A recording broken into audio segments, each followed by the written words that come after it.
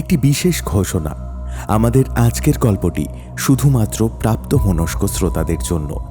গল্পের রহস্য ও প্লট নির্মাণের প্রয়োজনে কিছু ঘটনার পুঙ্খানুপুঙ্খ বর্ণনা রয়েছে, যা সকলের জন্য উপযুক্ত নাও হতে পারে। আমরা কোনোভাবেই এই ধরনের মানসিকতাকে সমর্থন করি না। আশা করি শ্রোতারা কেবল গল্প শোনার উদ্দেশ্যে এই গল্পটি শুনবেন এবং গল্পটির কোনো ঘটনা বা চরিত্রের সঙ্গে যদি বাস্তবের কোনোরূপ মিল থেকে থাকে তা সম্পূর্ণ কাকতালীয়।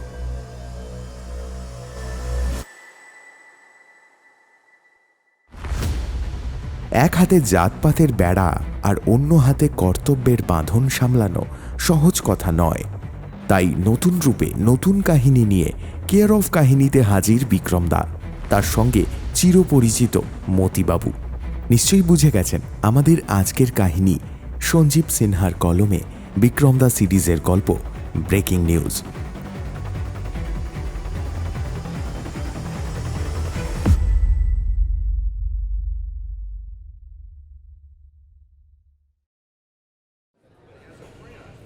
খুন হয়ে গেলেও নিজের অভ্যেসটা কিন্তু বজায় রেখেছে করুণাপ্রসাদ, তাই না? বিক্রমের প্রশ্নে নিজের স্পেশাল হাসিটা হাসলেন সাসপেন্ডেড ইন্সপেক্টর মতিলাল মিস্ত্রি।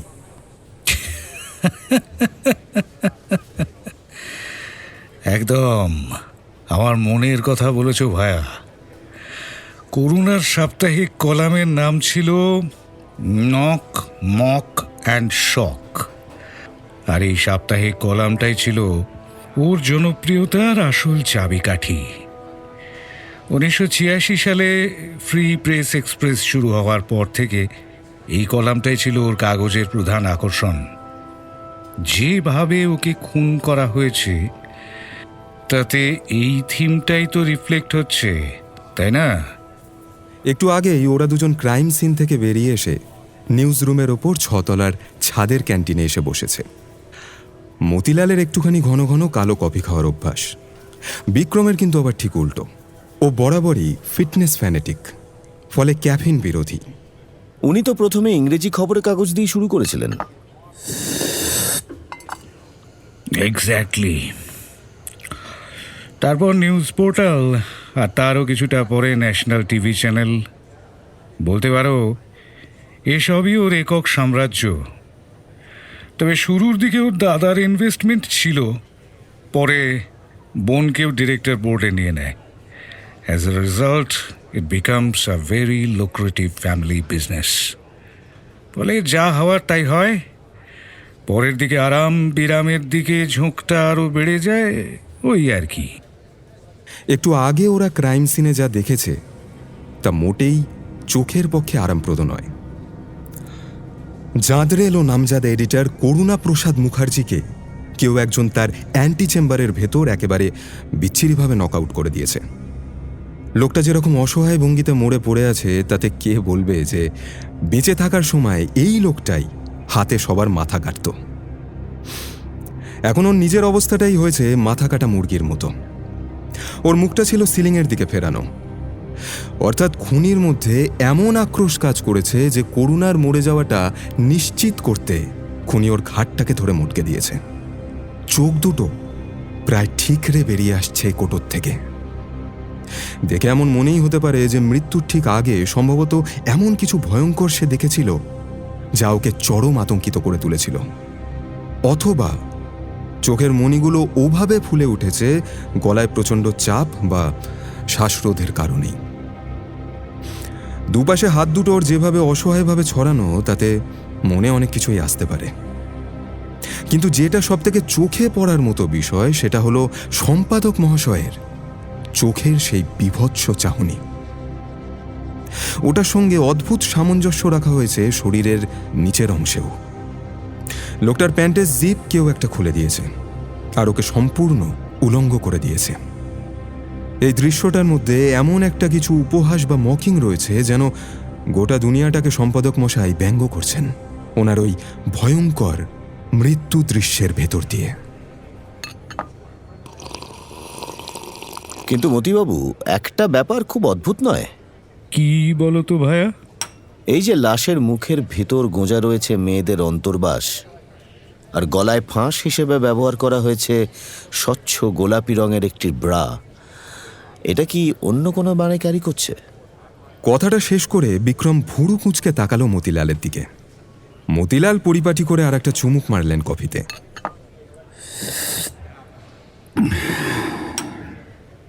বুঝলে না ভাইয়া, লাস্ট সিনটা হচ্ছে গোটা বিশ্বকে শক দেওয়ার জন্য।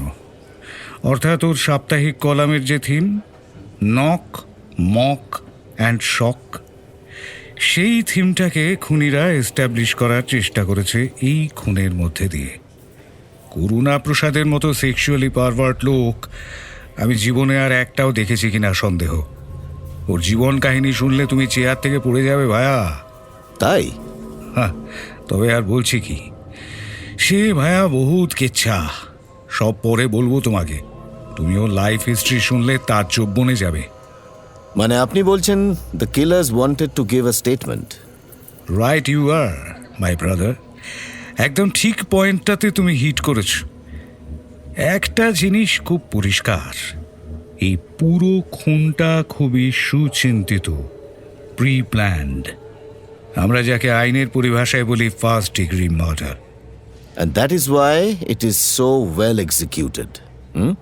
ঠিক তাই। অনেক দিনের প্ল্যান ছাড়া এই মার্ডার হয় নাকি? একজন সাংবাদিক আর এডিটর হিসেবে করুণা চিরকালই তার কলামের মাধ্যমে মানুষকে চমকে দিতে চেয়েছিল। He love drama, moreover he wanted attention.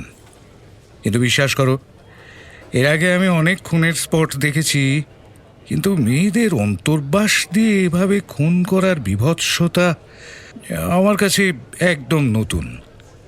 কিন্তু ফ্রি প্রেস এক্সপ্রেসের দাপুটে এডিটর ইন চিফ এবং মালিককে মারার জন্য ঠিক এই পথটাই কেন বেছে নেওয়া হলো?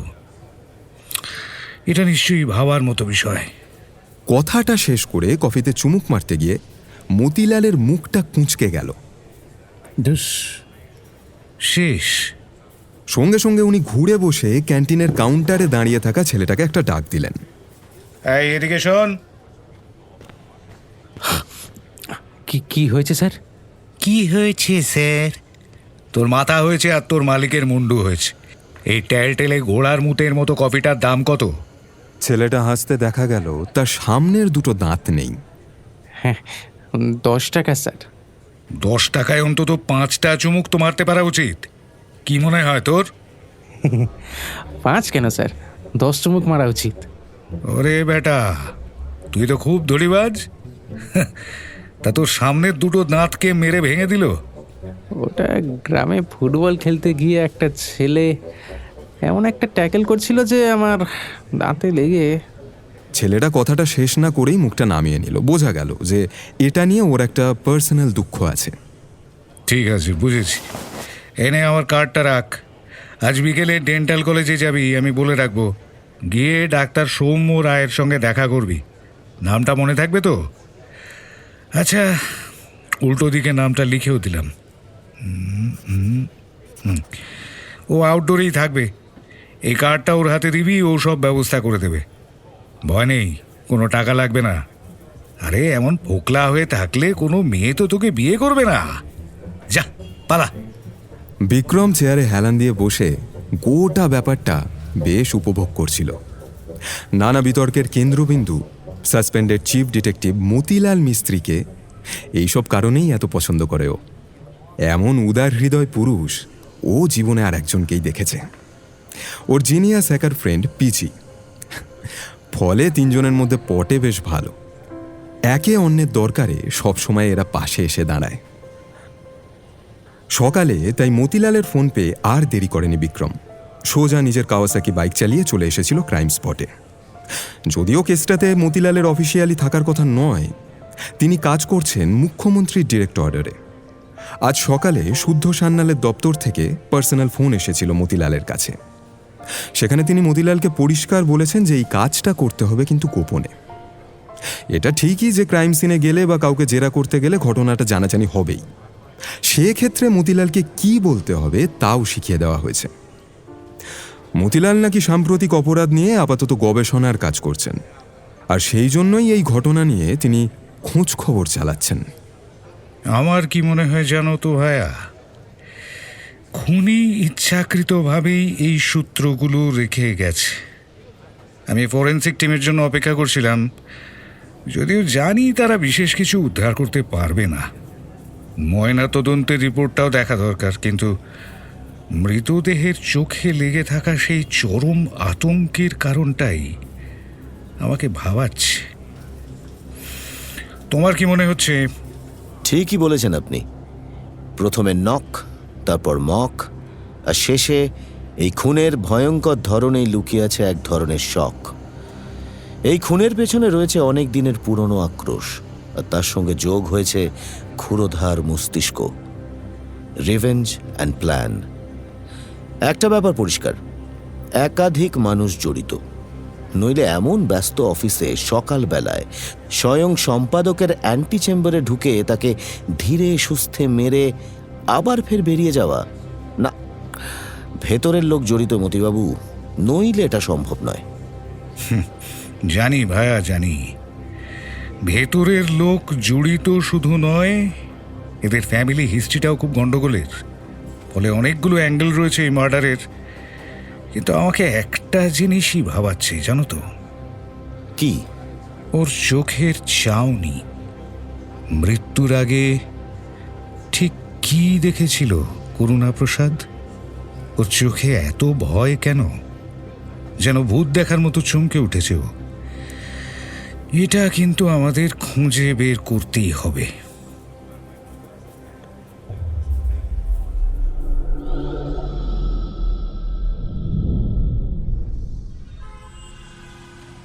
পশ্চিমবঙ্গে বর্ষা নামার আগে একটা ভ্যাপসা গরম আর আর্দ্রতা মিলেমিশে শরীরে একটা অদ্ভুত ধরনের চিরবিরানি ধরিয়ে দেয়। হাওয়া নেই, একটা গাছের পাতাও নড়ছে না। বৃষ্টি কবে নামবে তারও কিন্তু কোনো ঠিক ঠিকানা নেই। কিন্তু সাত সকালের এই খুনের খবর রীতিমতো ঝড় তুলে দিয়েছে মুখ্যমন্ত্রীর দপ্তরে। মুখ্যমন্ত্রীর ঘরে ঢোকার ঠিক আগে পুলিশ কমিশনার মতিলালের দিকে তাকিয়ে ফিসফিস করে ডাকলেন তাকে। মিস্ত্রি, এই মিস্ত্রি, ইয়েস স্যার। আমি যা বলেছি মনে আছে তো? কমিশনারের অবসরের আর মাত্র 2 মাস বাকি। দেখে মনে হচ্ছিল না তিনি খুব একটা স্বস্তিতে আছেন। ক্যারিয়ারের একদম শেষ প্রান্তে এসে এমন একটা আপদ আকাশ থেকে তার কোলে এসে পড়বে, এটা কিন্তু তিনি মোটেই ভাবেননি। এ ব্যাপারে কোনো সন্দেহ নেই যে গত 20 বছরে পশ্চিমবঙ্গ এমন হাই প্রোফাইল মার্ডার দেখেনি। অন্তত মতিলাল মিস্ত্রি গোয়েন্দা বিভাগের দায়িত্ব নেওয়ার পর তো একেবারেই নয়। মতিলাল মিস্ত্রি যখন দায়িত্ব নিয়েছিলেন তখন মতিলালের বয়স ছিল ওই 30-এর কোঠায়। দেখতে দেখতে হাফ সেঞ্চুরি পার করে দেওয়ার পর নানা ধরনের বিতর্কের সূত্র ধরে প্রথমে মতিলালকে সাসপেন্ড করে দেওয়া হয়। তারপরে মতিলাল অবশ্য নিজেই পদত্যাগপত্র পাঠিয়ে দেন, যদিও তা এখন অ্যাকসেপ্টেড হয়নি। কিন্তু এই ঘটনাটা অন্য ধরনের। খুন হয়েছেন একজন এডিটর। তিনি একসময় ছিলেন খোদ মুখ্যমন্ত্রীর ঘনিষ্ঠ বন্ধু, এবং তাকে খুন করা হয়েছে তার নিজেরই অ্যান্টি চেম্বারে। কিন্তু খুনের অস্ত্র একটু অবিশ্বাস্য ধরনের। মেয়েদের দুটো অন্তর্বাস। খুনের সেন্স অফ হিউমার যে মারাত্মক সে বিষয়ে মতিলালের কোনো সন্দেহই নেই। পাশাপাশি মনে হচ্ছে যেন খুনিরা বিশ্বকে একটা কিছু বলতেও চাইছে। মার্ডার সিনটা মতিলালকে অন্য একটা ইঙ্গিত দিচ্ছিল। মরার আগে করুণাপ্রসাদ চরম আতঙ্কিত ছিলেন। কেন? কিসের ভয়?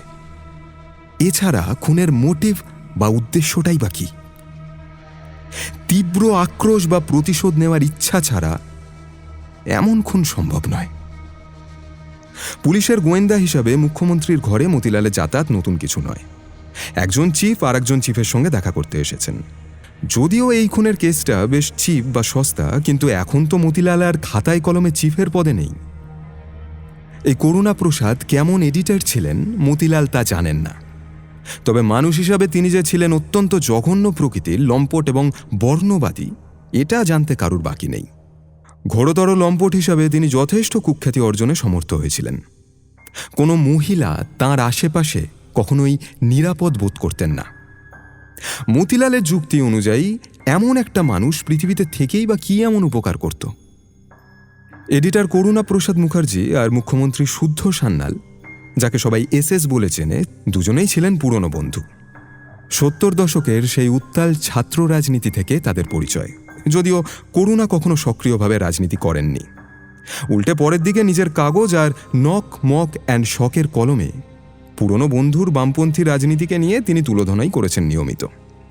তবু তাদের সম্পর্কটি কিন্তু টিকে ছিল। একই কলেজে পড়ার দিনগুলোতে কফি হাউসের 1 কাপ ব্ল্যাক কফি ভাগ করে খাওয়ার সেই টানটা বোধহয় রয়ে গিয়েছিল দুজনের মধ্যে।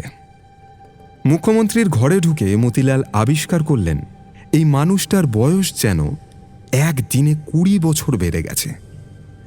দেখে মনে হতেই পারে যে একজন খিটখিটে মেজাজের মানুষ গোমরা মুখে বসে আছেন, যদিও আদপে তিনি তেমন মানুষ নন। 60-এর ওপর তার এমনিতেই বয়স হয়েছে, আর তার উপর মুখের ওই কুঁচকানো চামড়া আর চোখের ক্লান্তি তাকে আরও বেশি বৃদ্ধ করে দিয়েছে। তার পুরনো বন্ধু আজ অস্বাভাবিকভাবে মৃত, আর তাও এমন এক বিল্ডিংয়ে যার উদ্বোধন কিনা তিনি নিজে করেছিলেন বছর 20 আগে। তখন অবশ্য তিনি মুখ্যমন্ত্রী ছিলেন না, তখন তিনি ছিলেন পুলিশ মন্ত্রী। সত্যি কথা বলতে কি, ওই বছরটা মতিলালের কাছেও খুব স্পেশাল ছিল। ওই বছরই তিনি গোয়েন্দা বিভাগের দায়িত্ব নেন। অনেকেরই ভুরু কুঁচকে গিয়েছিল যে শেষে কিনা মতিলাল মিস্ত্রি ডিটেকটিভ চিফ। এই মিস্ত্রি পদবিটা আসলে গুজরাটের হিন্দু গুর্জর সম্প্রদায়ের, যারা মুঘল আমলে কেল্লা আর ব্রিটিশ আমলে রেলের ব্রিজ তৈরির জন্য মিস্ত্রি বা রাজমিস্ত্রির কাজ করত। সেই অর্থে মতিলালেরও উচিত ছিল এক রাজমিস্ত্রির উত্তরসূরি হিসাবে এই কাজ করে যাওয়া। তা না হয়ে সে কিনা হয়ে গেল চিফ ডিটেকটিভ। করুণা প্রসাদের মতো লোকেরা রেগে যাবে নাই বা কেন? জন্মের পর থেকেই একটি জিনিস দেখেছেন মতিলাল, উচ্চবর্ণের মানুষের ঘৃণা আর সন্দেহ। সবথেকে বড় কথা হচ্ছে যে মুখ বন্ধ করে তা সহ্য করতে হয়েছে মতিলালকে। অনেক প্রজন্ম পেরিয়ে অবশেষে তিনি পেরেছিলেন স্কুলে পৌঁছাতে। মতিলালের বাবাকেই ধরা যাক, পাথর কাটার কাজে তিনি ছিলেন ওস্তাদ। অভাবের জন্য নিজে পড়তে পারেননি, কিন্তু হাড় ভাঙা খাটুনি খেটে ছেলের পড়াশোনার খরচ তিনি জুগিয়েছিলেন। মতিলালের ছোটবেলায় মতিলাল মাকে হারায়। বাবা চাইলে কি আর বিয়ে করতে পারতেন না? অনায়াসেই পারতেন। বাড়ির দিক থেকে তার চাপও ছিল, কিন্তু ছোট্ট সন্তানের মুখের দিকে তাকিয়ে তিনি সে পথে আর যাননি। রাতে যখন তিনি বাবার পাশে শুতেন, ছোট্ট মতির মাথায় হাত বুলিয়ে বাবা তার সঙ্গে অনেক কথা বলতেন। একদিন তোকে বড় পুলিশ অফিসার হতে হবে, তুই ইংরেজি বলবি, সবাই তোকে সেলাম ঠুকবে। এটা বলা মুশকিল যে কেন ছেলেকে পুলিশ বানানোর প্রতি মতিলালের বাবার এত ঝোঁক ছিল। তবে হ্যাঁ, বাবার মান রেখে মতিলাল পড়াশোনায় ছিলেন বরাবরই টপার। কিন্তু অশিক্ষিত দলিত পরিবারের ছেলে পড়াশোনা শিখছে, এটা গ্রামের উচ্চবর্ণের লোকজনেরা মোটেই সহ্য করতে পারত না। সেই ঘৃণা মতিলালের পিছু ছাড়েনি পুলিশ ফোর্সে আসার পরও। আইপিএসে টপ র্যাঙ্ক করার পরও মতিলাল নিজের সাথে একটা গোপন চুক্তি করেছিল। উচ্চবর্ণের অপরাধীদের জন্য প্রয়োজনে তিনি আইনের বাইরে গিয়েও ব্যবস্থা নেবেন, কারণ সভ্যতার শুরু থেকে তারা দলিতদের ওপর যে অত্যাচার করেছে তাতে আইনের কিন্তু কোনো স্থান ছিল না। ফলে তার বদলা তাদের ভাষাতেই দিতে হবে, অন্তত তবে যদি তাদের কিছুটা ফেরত দেওয়া যায়। মতিলাল ভোলেননি সেই দিনটার কথা। কিভাবে সম্পাদক করুণা প্রসাদ মুখার্জি একবার তার মস্তিষ্কের গ্রে ম্যাটার বা বুদ্ধির দৌড় নিয়ে প্রশ্ন তুলেছিলেন, কারণ তিনি এক দলিত মিস্ত্রির ছেলে। করুণার তত্ত্ব ছিল সোজা সাপটা। পুলিশ অফিসার হতে হলে তাকে উচ্চবর্ণের প্রতিনিধি কেন হতে হবে? কেন? করুণার যুক্তিটা ছিল খুব অদ্ভুত। ছোট লোকের মাথায় আবার বুদ্ধি থাকে নাকি? হয়তো সেই জন্য কলমে তিনি লিখেছিলেন, মিস্ত্রির ছেলে, মাথায় তো ইট বালি পাথর বোঝাই, ও খুনি ধরবে কি করে?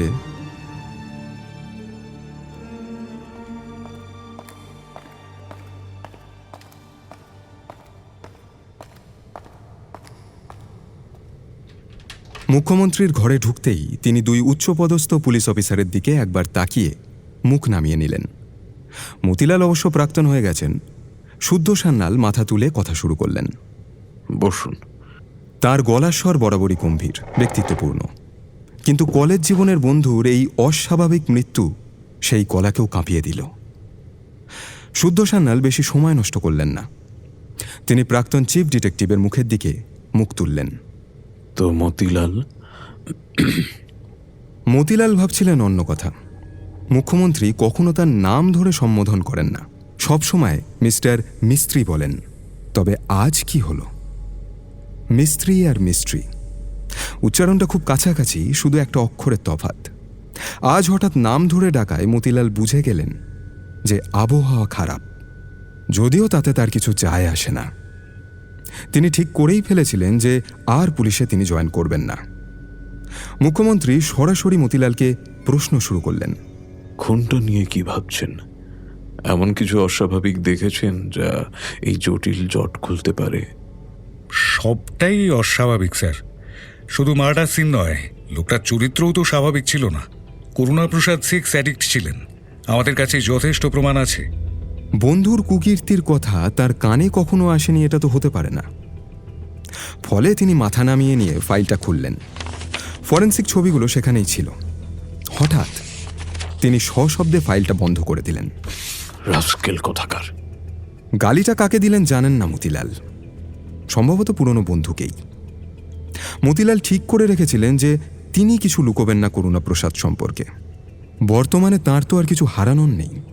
করুণাপ্রসাদ ক্রস ড্রেসার ছিলেন, বিভিন্ন ধরনের মানসিক বিকৃতি ছিল তাঁর। আমার ধারণা মৃত্যুর আগে তিনি শারীরিকভাবে কারো সঙ্গে মিলিত হয়েছিলেন। ঠিকঠাক পারফর্ম করার জন্য তিনি নিজেকে বিশেষ কোনো ড্রাগ ইনজেক্ট করেছিলেন, যাতে তিনি শারীরিক মিলনের সময় শক্ত থাকতে পারেন। আমরা ড্রয়ারে সিরিঞ্জ পেয়েছি, ফরেন্সিকে গেছে। মারা যাওয়ার আগে ওর ঘরে এক নায়িকা ঢুকেছিলেন, তার সঙ্গে এবার কথা বলা দরকার। যথেষ্ট হয়েছে। মুখ্যমন্ত্রী উঠে দাঁড়ালেন, কমিশনারের দিকে তাকালেন। দেখবেন মিস্টার মিস্ত্রির তদন্ত করতে কোনো অসুবিধে না হয়। আগে ইয়েস স্যার। এসব খবর আপাতত আমাদের মধ্যেই থাকুক। সারা দুনিয়া জানবে করুণা স্বাভাবিকভাবে মারা গেছে। ওর মতো একজন সাংবাদিকদের সম্মান আমি ধুলোয় মেশাতে চাই না। ব্যাপারটা গোপন থাকুক আপাতত। তদন্ত কি তাহলে সেভাবেই করা হবে স্যার? না, আপনি আপনার কাজ করবেন। আমি আপনাকে আনঅফিসিয়ালি ফ্রি হ্যান্ড দিলাম। তদন্ত করে কে খুন করেছে খুঁজে বের করুন, কিন্তু রিপোর্ট সরাসরি আমাকে দেবেন। মাঝখানে আর কেউ থাকবে না, ক্লিয়ার? Okay sir. মতিলাল ও কমিশনার ঘর থেকে বেরিয়ে এলেন। মুখ্যমন্ত্রী যা বললেন তার মানে দাঁড়ায় একটাই, রিটায়ারমেন্টের মুখে তিনি কমিশনারকে এই বিশেষ তদন্ত থেকে পুরোপুরি বাদ দিলেন। অর্থাৎ মুখ্যমন্ত্রী ধরেই নিচ্ছেন যে এই ব্যাপারটা 2 মাসের বেশিও গড়াতে পারে। ফলে তিনি সম্পূর্ণ চার্জ বুঝিয়ে দিলেন এক প্রাক্তন, সাসপেন্ডেড ও পদত্যাগ করতে চাওয়া চিফ ডিটেকটিভকে। ফোনটা সাইলেন্ট ছিল। মুখ্যমন্ত্রীর ঘর থেকে বেরিয়ে মতিলাল ফোনটা খুলে দেখলেন মিসড কলে রয়েছে বিক্রমের নাম। লম্বা টানা বারান্দার একটুখানি ধারে সরে গিয়ে তিনি বিক্রমকে ফোনটা করলেন। বলো ভিকি ভাই। কি তদন্ত বন্ধের নির্দেশ পেলেন মতিবাবু? ঠিক ধরেছ তো ভাইয়া, প্রায় সেরকমই। যা হলো তাতে আমার ঝামেলা বাড়লো। একে তো এরা প্রভাবশালী পরিবার, সুতরাং তেনাদের ইন্টারোগেশন করতে গেলে প্রতিবার পারমিশন লাগবে। তুই হাফ বুড়ো বিকৃত মস্তিষ্কের এডিটার খুনের রহস্য আমাদের ভেদ করতেই হবে। আরও একটা ব্যাপার আছে, এই জঘন্য লোকটাকে খতম করে যে পৃথিবীর উপকার করেছে তার পরিচয়টা জানার জন্যে আমারও খুব কৌতূহল হচ্ছে ভাইয়া। এটা ওর সিগনেচার হাসি। একমাত্র যারা ওকে অনেকদিন ধরে চেনেন তারাই এটা জানেন। উল্টো দিকে বিক্রমও হেসে উঠল। ভালো বলেছেন মতিবাবু। তবে এর মধ্যে একটা ভালো খবর আছে। পিজি 2 দিনের জন্য কলকাতায় ফিরছে ডেনমার্ক থেকে। ফলে ফোন টোন যা বাজেয়াপ্ত করার এই ফাঁকে করে নিন। বাহ, এটা খুব ভালো খবর দিলে ভাইয়া। করুণার ফোন তো পুলিশের হেফাজতে আছেই। আজকেই তোমাকে হ্যান্ড ওভার করে দিচ্ছি, বাকিটা আমি লিস্ট করে নিয়ে তোমাকে জানাচ্ছি। বিক্রমের বন্ধু মানে জিনিয়াস হ্যাকার পিজি ঠিক সময়ই কলকাতায় ফিরছে। এতক্ষণে মনটা বেশ ভালো হয়ে গেল মতিলালের। পিজি আসার ফলে 50% কাজ তো এগিয়েই গেল। কমিশনার সাহেবের মতো ভালো একজন মানুষকে মাথার উপর পাওয়াটা নেহাতি ভাগ্যের ব্যাপার। মতিলাল খুব ভালো করেই জানেন যে তাঁর সাসপেনশন আটকানোর জন্য কম চেষ্টা করেননি এই মানুষটি, কারণ তিনি নিজেও অত্যন্ত দক্ষ একজন অফিসার। তাই দক্ষতার কদরটা তিনিও করতে জানেন। ব্যাপারটা হয়েছিল আদালতের নির্দেশে। পেছনে কলকাঠি নেড়েছিল কিছু প্রভাবশালী মানুষ, এবং তাদের মধ্যে একজন অবশ্যই করুণাপ্রসাদ। সেদিক থেকে দেখতে গেলে করুণার এইভাবে খুন হয়ে যাওয়ার ঘটনাটা মতিলাল বেশ উপভোগী করেছিলেন। এই জাঁদরেল এডিটরের বিকৃত যৌন রুচি বা অদ্ভুত সব নেশার কথা অনেকেই জানে না। প্রভাবশালী সাংবাদিক, নামজাদা নাগরিক, তার উপর মুখ্যমন্ত্রীর জিগরি দোস্ত, এই করুণা প্রসাদকে নিয়ে বাইরের লোকের ধারণা ছিল একেবারেই আলাদা। কিন্তু মতিলাল এই রাস্কেল এডিটর সম্পর্কে সব কিছু জানতেন। সেই যেবার তার পদবী মিস্ত্রি হওয়া নিয়ে করুণা তার কলমে বিষোদ্গার করেছিলেন, তখন থেকেই মতিলাল লোকটার ওপর নজর রাখতে শুরু করেন। গত 20 বছর ধরে লোকটার খুঁটিনাটি বিভিন্ন তথ্য সংগ্রহ করা ছিল মতিলালের এক গোপন নেশা বা হবি। মিস্ত্রি আর মিস্ট্রি, এই শব্দ দুটোর মতো লোকটার জীবনটাও যেন এক বিশ্রী রহস্যে ঘেরা ছিল, যা মতিলাল ছাড়া আর কেউ জানতেন না।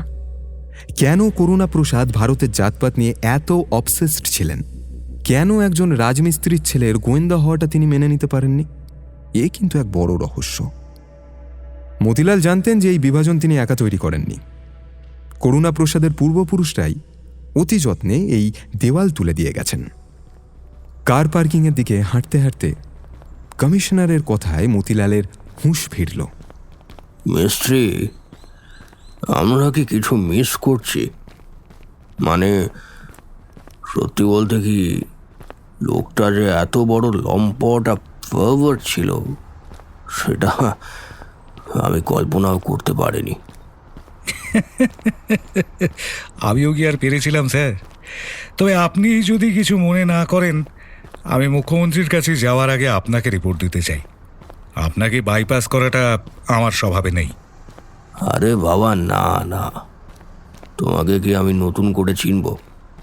তোমার যে খারাপ লেগেছে তা আমি খুব ভালো করেই জানি, কিন্তু বাস্তবটা বড় কঠিন মতি। এটা তো সত্যি ঘটনা যে 2 মাস বাদে আমি রিটায়ার করব। আর এই কেসটা একটু কেন, যথেষ্টই ঝামেলার। ফলে একদম না, মুখ্যমন্ত্রী যা বলেছেন ঠিক সেটাই তুমি করবে। ওকে, আপনি যখন বলছেন তখন তাই হবে। এই তদন্তের জন্য কাকে চাই তোমার? যতজন লাগে নাও, কিন্তু কাজটা খুব কঠিন, মনে রেখো। সেটাই তো ভাবছিলাম স্যার, সেই জন্যই ভাবলাম আপনার সাথেই একবার পরামর্শ করি। আপনার পছন্দের কেউ আছে? কমিশনার ভুরু কুঁচকে একটুখানি ভাবলেন। আমি চাই তুমি এটা সুপারভাইজ করো, তাতে সিএমও খুশি হবেন আর আমার শান্তিতে রিটায়ারমেন্টটাও হতে পারবে। এমন কাউকে বেছে নাও যাদের বিশ্বাস করা যায়।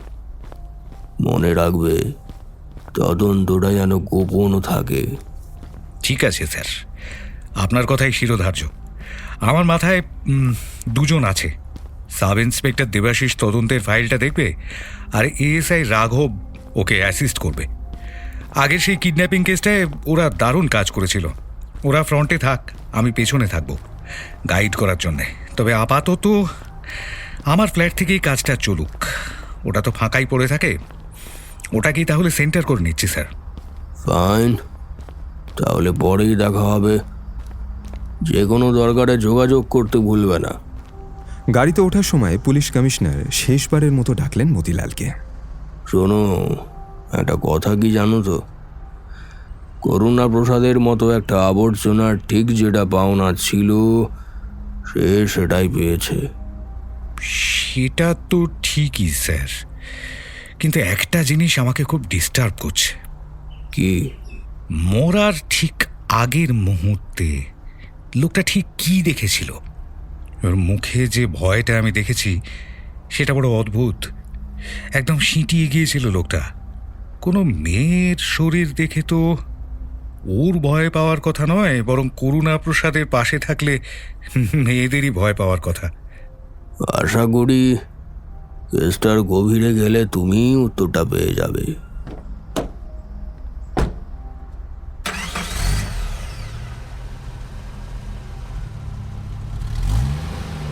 কমিশনার চলে যাওয়ার পর মতিলাল গাড়িতে যেতে যেতে ভাবতে শুরু করলেন।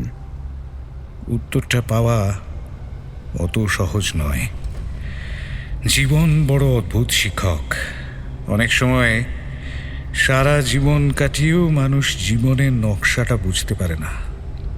জীবনের নকশায় কখন যে শখ আসবে তা কেউ জানে না। করুণাপ্রসাদকে মৃত্যুর আগে ঠিক কে ওভাবে স্ট্যাচু বানিয়ে দিয়েছিল?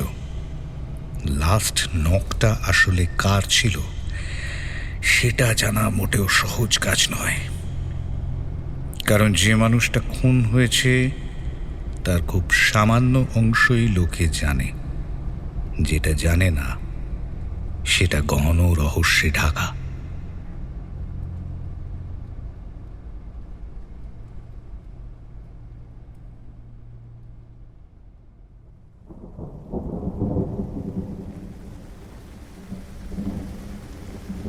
একটু দেরিতে হলেও শেষে বর্ষা নামল কলকাতায়, অনেকটা রবীন্দ্রনাথ ঠাকুরের মতোই।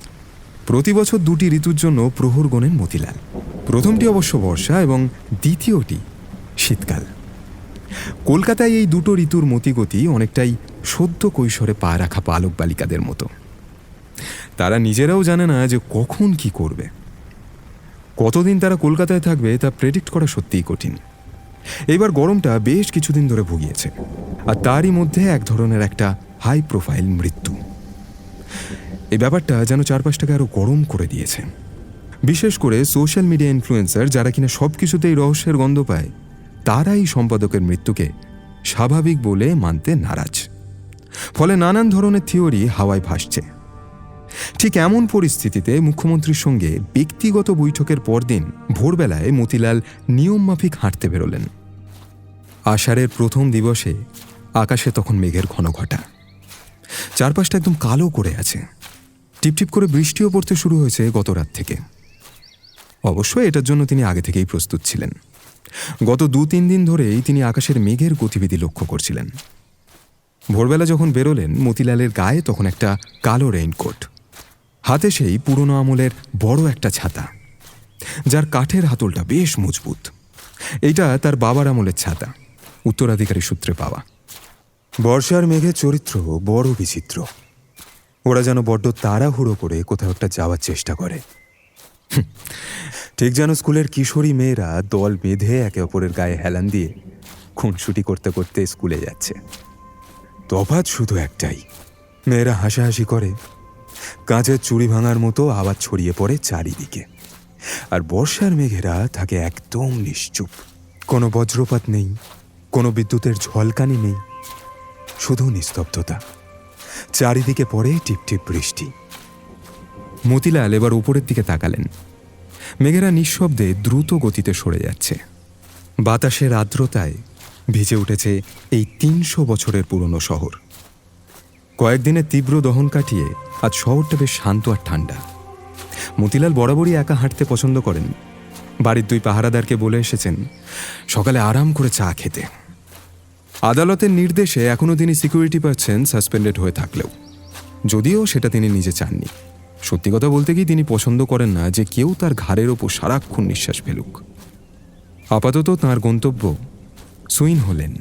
কসবা স্পোর্টিং ক্লাব পেরিয়ে এবারে ডান আর একবার বাঁয়ে মোড় নিতেই সামনে খুলে গেল একটা লম্বা রাস্তা। ভেজা রাস্তায় একটা প্রাণীরও কোনো চিহ্ন নেই। সারা রাত বৃষ্টি হয়ে রাস্তাটা কালো আয়নার মতো চকচক করছে। সম্ভবত বৃষ্টির ভয়ে প্রাতঃভ্রমণকারীরা আজ ঘরের ভেতরেই সেঁধিয়ে। মতিলাল তাদের অবস্থাটা বেশ ভালোই বুঝলেন। শরীরের সাথে মনের এক চিরন্তন লড়াই। পা এগিয়ে যেতে চায়, কিন্তু বৃষ্টি দেখলে যুক্তিপ্রিয় মন বাধা দেয়। এই বৃষ্টিতে ছাতা হাতে হাঁটা কি সম্ভব? এমন সব অজুহাত দিয়ে অলস মনটা জিতে যায় শেষ পর্যন্ত। মতিলাল সোজা হেঁটে গিয়ে আবার বাঁ দিকে ঘুরে গেলেন। প্রফুল্ল কানন পার্কটার কাছে পৌঁছানোর আগেই ডান দিকে সরু গলিটা তাকে সুইনহোল এনে পৌঁছে দিল। এবার দীর্ঘ পদক্ষেপে তিনি এগিয়ে চললেন রাধারানী প্রেসের অফিসের দিকে। সেই প্রেসটা পেরিয়ে মোড় নিতেই কাঙ্ক্ষিত গন্তব্যে তিনি পৌঁছালেন। একটা পুরনো বাড়ি বছরের পর বছর পরিত্যক্ত অবস্থায় পড়ে আছে। মতিলাল বাড়ির লেটার বক্সের কাছে গিয়ে দাঁড়ালেন। চারপাশটা একবার বেশ ভালো করে দেখে নিলেন। কেউ কি নজর রাখছে? দেখলেও অবশ্য তাতে তার কিছু যায় আসে না। লেটার বক্সটা তালাবন্ধ থাকে সবসময়। এর মালিক অথবা তাঁরই বিশ্বস্ত কেউ দিনে 2 বার এটা এসে চেক করে। মতিলাল এবার পকেট থেকে একটা এনক্রিপ্টেড চিঠি বের করে সাবধানে তার ভেতর ফেলে দিলেন। ফেরার পথে এবার এমন একটা ঘটনা ঘটল যেটার জন্য মতিলাল কিন্তু মোটেই প্রস্তুত ছিলেন না।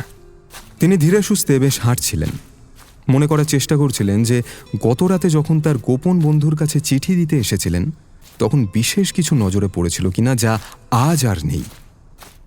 মতিলাল জানেন তার এই বন্ধুটি অন্তত দুপুর না করালে ফোন করবে না। ফোনটাও আসবে এনক্রিপ্টেড লাইনে, যা কোনোভাবেই ট্রেস করা কিন্তু সম্ভব নয়। অথবা বন্ধুটি যদি এই শহরেই থেকে থাকে তবে কোনো একটা গোপন জায়গায় এসে সে দেখা করার প্রস্তাব দেবে, তবে তার বাড়িতে নয়। ততক্ষণে করুণাপ্রসাদের খুনের তদন্ত নিয়ে তাকে আরও কিছু কাজ সেরে নিতে হবে। দেবাশিস আর রাঘবের সকাল 9টায় তাঁর ডেরায় পৌঁছানোর কথা। মতিলাল এবার ঘড়ির দিকে তাকালেন, হাতে অনেকটা সময়ই আছে। ঠিক সেই মুহূর্তেই একটা ট্যাক্সি শোঁ করে তাকে পেরিয়ে গেল। মোড় ঘোরার ঠিক আগের মুহূর্তে ট্যাক্সির ভেতর থেকে কেউ একটা গোল করে পাকানো কাগজ তার পায়ের কাছে ছুঁড়ে দিল। কাগজটা ছোঁড়ার পরেই ট্যাক্সিটা এত দ্রুত চোখের আড়ালে চলে গেল যে নাম্বারটা পড়ারও সুযোগ হলো না। তবে মতিলাল জানেন সিসিটিভি ফুটেজ থেকে নাম্বারটা বের করা এখন শুধু সময়ের অপেক্ষা। বৃষ্টিটা এখন বেশ ঝমঝমিয়েই নামছে। অন্ধকার মেঘের তলায় ঢাকা পড়া পুরো শহরটা যেন একটা ভুতুরে নগরীর মতো দেখাচ্ছে। মতিলাল এবার রুমাল দিয়ে খুব সাবধানে সেই কাগজটা তুলে নিলেন যাতে সেটা বেশি ভিজে না যায়। বড় ছাতাটার নিচে দাঁড়িয়ে তিনি কাগজটা এবার খুললেন। ভেতরে লাল কালিতে লেখা একটা বার্তা। হাতের লেখাটা খুবই কদর্য। ছোটবেলায় লোকটার বাবা বা মা কি এ ব্যাপারে কোনো যত্নই নেননি? কথাটা মাথায় এলো মতিলালের। চিঠিতে যা লেখা আছে তা মতিলাল আগেই প্রত্যাশা করেছিল। এখানে লেখা রয়েছে, এখনই বন্ধ করো তদন্ত, নইলে তোমারও অবস্থা ঠিক করুণাপ্রসাদের মতোই হবে। মতিলালের ভুরুটা সামান্য কুঁচকে গেল। খুব সাবধানে রুমালে ধরে চিঠিটা তিনি রেইনকোটের পকেটে ঢোকাতে ঢোকাতে ভাবছিলেন, এত তাড়াতাড়ি তার খবরটা লিক হয়ে গেল। মৃত্যুর হুমকি মতিলাল মিস্ত্রির কাছে নতুন কিছু নয়। একজন দক্ষ তদন্তকারীর ক্যারিয়ারে এমন চিঠি অনেক আসে। এর আগেও এমন অনেক চিঠি তিনি পেয়েছেন এবং আজও বহাল তবিয়তে তিনি বেঁচে আছেন। এই চিঠিগুলো আসলে একটা ভালো রিমাইন্ডার যে জীবনে একটাই জিনিস ধ্রুব সত্য, তা হলো মৃত্যু। মৃত্যুর থেকে চিরসত্য আর জীবনে কিচ্ছু নেই। গলায় ফাঁস লেগে দম আটকে নরকে যাওয়ার আগে করুণা হয়তো জানতেন না যে তাঁর মৃত্যুটা হবে বিশ্বজুড়ে চর্চা করার মতো এক বীভৎস নাটক। পাবলো পিকাসোর কোনো কিউবিস্ট পেন্টিংয়ের মতো তাঁর নিথর মুখটা বিকৃত হয়েছিল আতঙ্কে।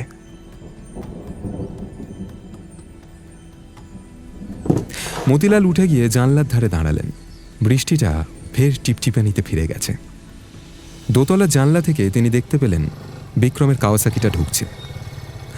কালো রেনকোট ঢাকা বিক্রম গেট দিয়ে ঢুকেই সজনে গাছটার নিচে দাঁড়ালো। মুখ তুলে তাকিয়ে একবার হাত নাড়ল জানলায় দাঁড়ানো মতিলালের দিকে। মতিলালও হাত নাড়লেন, মুচকি হাসলেন। ছেলেটার দেখা চোখ আছে। এক্স কমান্ডো হয় এই একটা বাড়তি সুবিধে। যে কোনো কেসেই বিক্রম ও তার জুনিয়র হ্যাকার বন্ধু পিজি, এরা দুজন সঙ্গে থাকলে অনেক স্বস্তি বোধ করেন মতিলাল। তিনি তখন তার বিতর্কিত পুলিশি অতীতটাও আপাতত ভুলে যান। সবকিছু যেন তখন নতুন করে শুরু করতে চান। কবজি উল্টে ঘড়িটা দেখলেন মতিলাল। সকাল 9টা বাজতে এখন একটু দেরি আছে। ভালোই হলো, রাঘব আর দেবাশিস আসার আগেই বিক্রমের সঙ্গে কিছু জরুরি কথা সেরে নেওয়া যেতে পারে। দরজাটা খুলেই রেখেছিলেন মতিলাল। আর রেনকোটটা বাইরেই থাক। না হে ভাইয়া, ভেতরে নিয়ে চলে এসো। আমাদের এই ফ্ল্যাটে সব ধরনের চোর আছে, বেরিয়ে আর রেনকোট পাবে না। সে কি কথা, বাঘের ঘরে ঘোগের বাসা? হ্যাঁ, তাহলেই বোঝো। আমার ঠিক উপরেই রয়েছে একটি কাপল। এই ধরো তোমাদের বয়সী হবে, 40-এর কোঠায়। মহিলার স্বভাব হলো বাইরে চটি জুতো থাকলেই তা চুরি করে নিয়ে চলে যাওয়া। একে তো পুরনো ফ্ল্যাট, তার উপর নিচে ভোজপুরি দারোয়ান বসে থাকে, সেজন্য কেউ আর গা করে সিসিটিভি লাগায়নি। আমি প্রথম চুপি চুপি বাইরে একটি লাগাই। ও বাইরে একটা পুরনো জুতো ছেড়ে রেখে দিই। তারপর চোর ধরা পড়ল? একেবারে হাতে নাতে। আমি সিসিটিভি ফুটেজটি মহিলার হোয়াটসঅ্যাপে পাঠিয়ে দিতে সে একেবারে যা তা কাণ্ড। আমার এখানে এসে জুতো তো ফেরত দিলই, সেই সঙ্গে হাতে পায়ে ধরে ক্ষমা চাইলো। যাচ্ছে তাই কাণ্ড। বারবার বলল, দাদা আর করবো না, কাউকে বলবেন না। মাঝখান থেকে আমি অপ্রস্তুতে পড়ে গেলাম। এটা তো এক ধরনের মানসিক রোগ, তাই না মতিবাবু? অবশ্যই ক্লিপ্টোম্যানিয়া বা ক্লিপ্টোফিলিয়া নানা কারণে হয়, তবে ভালো চিকিৎসা আছে, ফেলে রাখাটা ঠিক নয়। কিন্তু করুণা প্রসাদের মৃত্যুর তদন্ত এভাবে জলে ফেলে দিলে তো মহা ঝামেলায় পড়ে যাব আমরা। খুনটাকে স্বাভাবিক হিসেবে দেখালে আমরা তদন্তটা করব কি করে? সেটাই তো সমস্যা ভায়া। তোমার হাত পা বেঁধে দিয়ে জলে ফেলে দিলে সাঁতার কাটবে কি করে, তাই না? একটা উপায় বের করতে হবে। উপায় একটা আছে। ছবিগুলো বাজারে ছেড়ে দেওয়া তো, হ্যাঁ? এক্স্যাক্টলি। কথায় আছে, জস্মিন দেশে যদাচার। ছবি একবার বেরিয়ে গেলে আপনার উপর সব বিধিনিষেধ উঠে যাবে। আমি নিশ্চিত করুণার ছেলে সুদেব প্রসাদ যখন প্রথম মৃতদেহ আবিষ্কার করে তখনও কিছু ছবি ওর মোবাইলে তুলে রেখেছে। ওর নাম্বারটা শুধু আমাকে দিন, বাকি কাজ পিজি করবে। তাছাড়া আমার বডি ক্যামের ছবিগুলো আমি অলরেডি পিজিকে পাঠিয়ে দিয়েছি, তবে মোবাইলে তোলা হলে ছবিগুলো বেশ ভালো হবে। Very good. তাহলে এটা আমাদের তিনজনের মধ্যেই থাক। অফকোর্স। আজ রাতের ব্রেকিং নিউজ এই খবরটা আসতে দিন। কাল থেকে অল ক্লিয়ার সিগন্যাল পেয়ে যাবেন। সব কটাকে ধরে ধরে জেরা করা যাবে। তুমি কি কিছু প্ল্যান ছকেছো? মতিবাবু, আপনি একজন এক্সপার্ট মার্ডার ডিটেকটিভ। আমি আপনার আদেশের অপেক্ষায় আছি। ইয়ার কি ছাড়ো ভায়া, এই মার্ডারটার সঙ্গে আমার একটা পার্সোনাল যোগ আছে, তাই আমি চাই তুমি লিড করো। আমাকে দুটো অ্যাসিস্ট্যান্ট দেওয়া হয়েছে, রাঘব আর দেবাশিস। একটু পরেই ওরা আসবে। তাদেরকে আপাতত বাইরের লোকেদের প্রাথমিক জেরা আর নজরদারির কাজে লাগিয়ে দিচ্ছি। তারপর কেস যেমন এবে সেভাবে ব্যবস্থা নেওয়া যাবে। কি ঠিক আছে তো? পারফেক্ট। ফ্যামিলির সঙ্গে আমরা দুজন কথা বলবো। কিছু একটা ক্লু পাওয়া যাবে না এ তো হতে পারে না।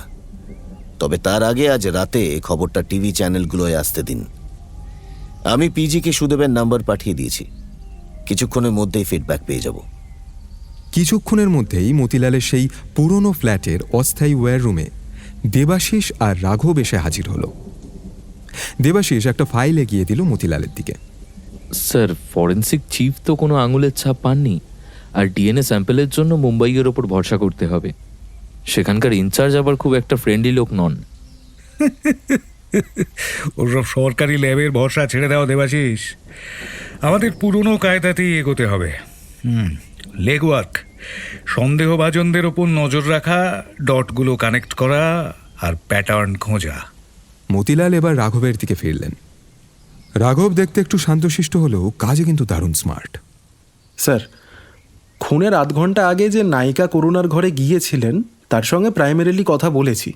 আমি ওকে বললাম যে করুণার টাকার ব্যাগটা খুঁজে পাওয়া যাচ্ছে না, তাই তদন্ত চলছে। উনি জানালেন 2:30 নাগাদ উনি ঘরের ভেতর ঢুকেছিলেন, কিন্তু 10 মিনিট পরে ওর ফোনে একটা কল আসে। একটা পুরুষকণ্ঠ ওকে জানায় যে ওর মায়ের হার্ট অ্যাটাক করেছে। উনি তখন তাড়াহুড়ো করে বেরিয়ে যান। আসলে ওর মায়ের কোনো হার্ট অ্যাটাক হয়নি, তাই তো? এক্স্যাক্টলি, একদমই না। নায়িকাকে ঘর থেকে সরানোর জন্যই ওটা ছিল একটা ফেক কল। খুনি সম্ভবত ওই 2:45 থেকে 3টের মধ্যে ঘরে ঢুকেছিল। তার মানে খুনি একা ছিল না, এটা টিম ওয়ার্ক। পাশে বসা বিক্রম এবার প্রথমবার কথা বলল। ওর কণ্ঠস্বরটা একটু ঠান্ডা আর বেশ ধারালো। রাঘব এবার বিক্রমের দিকে তাকিয়ে মাথা নেড়ে আরও কিছু কথা যোগ করল। Yes sir. তাছাড়া ওই একই সময় আশেপাশে অফিসের পেছনের গেটের ওই সিসিটিভি ফুটেজে এক রহস্যময়ী নারীকে দেখা গেছে, পরনে কালো বোরখা। ঠিক ওই 2:30 থেকে 3টের মধ্যেই ওই তলাটা ঘোরাফেরা করছিল। ওই সময় আসলে ওই ঝাড়ুদাররা খেতে গিয়েছিল আর গেটটাও খোলা ছিল তো। বাহ, বোরখা পরা এক রহস্যময়ী নারী, অ্যাঙ্গেলটা ভালো। কিন্তু করুণার মতো শক্তিশালী লোক যে কিনা মরার সময়ও শারীরিকভাবে উত্তেজিত ছিল, সে কি স্রেফ একজন মহিলার হাতে ওভাবে খুন হবে? এটা ঠিক কিসের ইঙ্গিত? আমার ধারণা একাধিক লোক, যার মধ্যে নারী ও পুরুষ সবই রয়েছে, করুণা হত্যাকাণ্ডের সঙ্গে জড়িত। হ্যাঁ, এই বিষয়ে আর কোনো সন্দেহ নেই। করুণার অনেক বিচিত্র ফেটিশ ছিল। হয়তো অন্তর্বাস দেখছিল, তখন খুনি পেছন থেকে অ্যাটাক করেছে, কিন্তু এখনো পর্যন্ত আমাদের হাত পা বাঁধা। আমরা ওপেনলি ইনভেস্টিগেট করতে পারছি না। লোকে জানে এটা হার্ট অ্যাটাক। আমরা নায়িকাকে জিজ্ঞেসও করতে পারছি না ওই অন্তর্বাসটা ওর কিনা। হঠাৎ মতিলালের মনে পড়ল ভোরের সেই ট্যাক্সিটার কথা। কে আর এইসব আলতু ফালতু থ্রেটের কথা মনে রাখে? তিনি টেবিলের ওপর সেই প্লাস্টিকের কন্টেনারে রাখা লাল কালির চিঠিটা দেখলেন। হ্যাঁ, আমাকে আজ সকালে একটি প্রেমপত্র দেওয়া হয়েছে। এই দেখো সেই চিঠি। দেবাশিস আর রাঘব বেশ চমকে উঠল। বিক্রম উঠে এসে চিঠিটার দিকে ঝুঁকে তাকালো। ও চোখ দুটো ছোট ছোট হয়ে এলো। মতিবাবু, ট্যাক্সিটার নম্বর পাননি? না ভাইয়া, বৃষ্টিতে নম্বরটা দেখা যায়নি। তবে আমি দেখছি বালিগঞ্জ থেকে সুইন হলেন। এই রুটের সব সিসিটিভি আমার কবজায় চলে আসবে বিকেলের মধ্যে। দেবাশিস, তুমি ব্যাপারটা দেখো আর ট্রাফিক সেকশনের সঙ্গে কথা বলো। ট্যাক্সিটা যাবে কোথায়? যেন রাঘব, একটা ইংরেজি প্রবাদ আছে, every ass loves to hear himself bray. এর মানে অনেক গভীর। করুণার শেষ নেশা ছিল ব্যাকডোর পেনিট্রেশন। আমার মনে হয় ওই নায়িকা বেরিয়ে যাওয়ার পর করুণার খুব ঘনিষ্ঠ কেউ ঘরে ঢুকেছিল। করুণা হয়তো তার সাথেই কোনো বিকৃত খেলায় মেতেছিল, কিন্তু কাজ শেষ করতে পারেনি। কারণ সে সামনে এমন কিছু দেখেছিল যা তাকে পাথর বানিয়ে দিয়েছিল। খনিকে দেখার আগেই সে অন্য কাউকে দেখেছিল কি? এই থিওরি অনুযায়ী করুণার পার্টনারও মার্ডার সাসপেক্টের তালিকায় থাকে। করুণা প্রসাদের মতো পাওয়ারফুল অথচ লম্পট লোক যখন খুন হয়, সেই খুন কিছুতেই একটা ওপেন অ্যান্ড শার্ট কেস হতে পারে না। ও ছিল গভীর জলের মাছ। ফলে আপাতত নেক্সট 7 দিন আমরা এখানে ঠিক সকাল 9টায় মিট করব। আজকের প্রধান কাজ ট্যাক্সিটাকে খুঁজে বের করা, ঝাড়ুদারদের সঙ্গে কথা বলা। দেবাশিস, রাঘব, তোমরা দুজনে বেরিয়ে পড়ো। এর মধ্যে যদি প্রয়োজন হয় ফোন করে নেবে, তবে তোমরা সাবধানে থেকো। মনে রেখো, কেউ আমাদের গতিবিধির উপর নজর রাখছে। যাওয়ার সময় রাঘব আর দেবাশিস চিন্তিত মুখে বিদায় নিল। বিক্রম দরজার কাছে এসে দাঁড়িয়ে মতিলালের দিকে ফিরে তাকালো। মতিবাবু, সাবধানে থাকবেন। আপনি এখন একা। বোঝাই যাচ্ছে খুনিরা বেশ মরিয়া, এবং যে কোনোভাবেই হোক ওরা আমাদের মুভমেন্টের খবর পেয়ে যাচ্ছে। ভাইয়া, আমি সামান্য রাজমিস্ত্রির ছেলে। আমাদের জীবনের আর দাম কি? আমরা জন্ম থেকেই বেপরোয়া। আমাদের দিকে তাকিয়ে দেখার মতো কেউ নেই, তাই আমরাও কারো তোয়াক্কা করি না। বাইরে বৃষ্টির বেগটা যথেষ্ট বেড়েছে। বালিগঞ্জের ফ্ল্যাটের ড্রয়িং রুমে মুখোমুখি বসে আছে মতিলাল আর বিক্রম। দেবাশিস আর রাঘব বেরিয়ে যাওয়ার পর ঘরে এখন একটা ভারী নীরবতা। বিক্রম ও ল্যাপটপে কি একটা ম্যাপ চেক করছিল। সেটা বন্ধ করে মতিলালের দিকে এবার তাকালো। মতিলাল তার কালো কফির কাপে শেষ চুমুক দিলেন।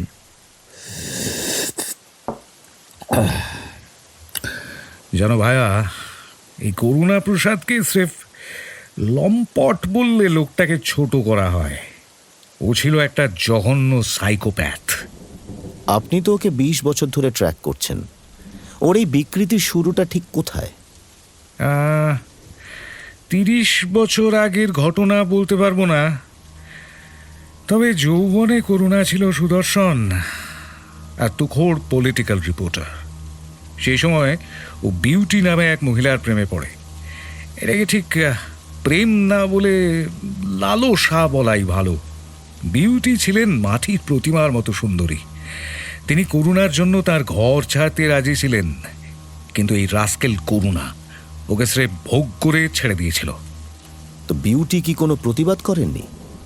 প্রতিবাদ করেছিলেন, আসলে উনি সন্তান সম্ভবা হয়ে পড়েছিলেন। করুণা ওকে গর্ভপাতের জন্য চাপ দেয়, কিন্তু বিউটি রাজি হননি। তিনি এক পুত্রের জন্ম দেন যে দেখতে হুবহু করুণার মতো। করুণা লোকলজ্জার ভয়ে সেই ছেলেকে আইনি স্বীকৃতি দিতে বাধ্য হয়, কিন্তু বিউটিকে কোনোদিন বিয়ে করেনি। উল্টে সেই ছোট্ট বাচ্চাটাকে দেরাদুনের বোর্ডিং স্কুলে নির্বাসন দেয়। নিজের ছেলেকে নির্বাসন? হ্যাঁ ভায়া, নিজের প্রতিচ্ছবিকে রোজ সামনে দেখাটা করুণার কাছে ছিল একটা বড় পরাজয়। অনাদরে আর বিচ্ছেদে বিউটি তো শেষ পর্যন্ত মারাই গেলেন। আর সেই ছেলেই আজকের সুদেব প্রসাদ, 30 বছরের যুবক, যে এখন বাবার এই বিশাল মিডিয়া সাম্রাজ্যের গদিতে বসতে চলেছে। বাপ কা বেটা। তো সুদেবও কি বাবার মতন লিবিডো নিয়ে জন্মেছে? না, ডেটা বলছে সুদেব একটু অন্যরকম। ওর ঝোঁক টাকা আর প্রতিপত্তির দিকে। গত 10 বছর ধরে করুণা যখন বিদেশ বিভুঁয়ে অল্প বয়সী ছেলে মেয়ে আর সুইঙ্গার্স ক্লাব নিয়ে মেতেছিল, সুদেব তখন আড়ালে টেক্সটাইল, কয়লা আর সফটওয়্যারের বিশাল নেটওয়ার্ক তৈরি করেছে। He runs after money, not women. Vikram এবার পকেট থেকে একটা ইউএসবি ড্রাইভ বের করে টেবিলের ওপর রাখলো। পিজি ঠিক এই পয়েন্টটাই ধরিয়েছে মতিবাবু। ও করুণার ডিজিটাল ফুটপ্রিন্ট আর টেলিকম রেকর্ড ঘেঁটে দেখেছে শেষ কয়েক বছরে করুণা আর সুদেবের মধ্যে কথাবার্তা প্রায় বন্ধ ছিল, এবং তার কারণ ছিল সুদেবের স্ত্রী। এখানে একটা মিসিং লিংক রয়েছে, যেটা আমাদের খুঁজে বের করতে হবে। সুদেব চাইছিল করুণাকে ডিরেক্টরস বোর্ড থেকে সরাতে, কিন্তু করুণা ক্ষমতা ছাড়তে নারাজ ছিলেন। তার মানে সুদেবের একটা মোটিভ রয়েছে দেখা যাচ্ছে। কিন্তু ওই বোরখা পরা মহিলা, তার পরিচয়টা কি হতে পারে? আদপেই কি তার কোনো যোগাযোগ রয়েছে? এসবই আমাদের খুঁজে বের করতে হবে। তবে আশা করা যায় আজ সন্ধ্যেতে খবরটা লিক হয়ে যাওয়ার পর এই কাজটা অনেকটাই সহজ হয়ে যাবে। বিকেল গড়াতেই বালিগঞ্জের ফ্ল্যাটে দেবাশিস আর রাঘব সেই ট্যাক্সি ড্রাইভারকে ধরে আনলো। মাঝখানে দুপুরের দিকে বিক্রম গিয়েছিল এয়ারপোর্টে। পিজি কলকাতায় এসে গিয়েছে। ওখান থেকেই ও ফোন করেছিল মতিলালকে।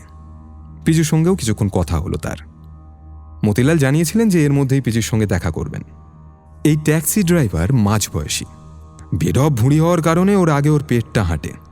মাথায় ভেনেজুয়েলার ম্যাপের মতো একটা টাক, সেটা ঢাকার জন্য একটা চেষ্টা চালানো হয়েছে, তা খুব স্পষ্টভাবেই বোঝা যাচ্ছে। ফলে এধারে চুলকে টেনে ওধারে নিয়ে যাওয়া হয়েছে।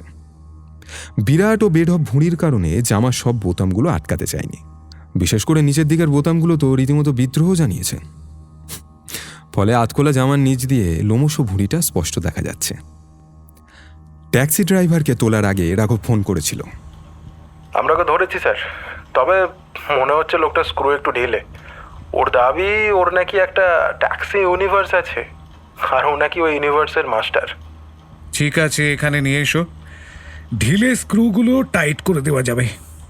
যখন ওরা এলো, মতিলাল আর বিক্রম তখন ড্রয়িং রুমে বসেছিলেন। লোকটা ঘরে ঢুকেই দাঁত বের করে হাসল, যেন সে এই দিনটার জন্যই অপেক্ষা করছিল এতদিন। হাত তুলে নমস্কার করে বলল, অধমের প্রণাম নেবেন স্যার।